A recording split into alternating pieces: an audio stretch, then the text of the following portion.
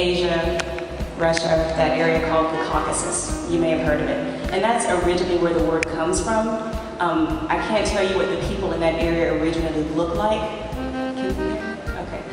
But anyway, that's where the word comes from historically. Now, it's hard to sort of talk about a definition of Caucasian because it's changed so much. But initially, you're talking about Indo-European people, and of course, that could cover a relatively wide geographic range.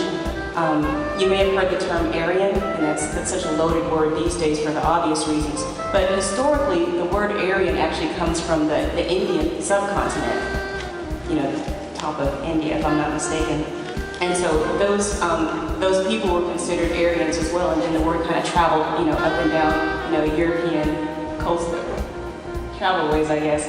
But so that's kind of like the actual history of where the word comes from. Now, in terms of who all it encompasses today, is that what you're asking? Yes. In other words, because it pretty much is.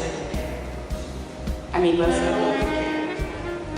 the reason that we use the word interchangeably, I guess, is because it's just kind of come down through history that it's just started to kind of mean if you say Caucasian, then you're pretty much talking about white people.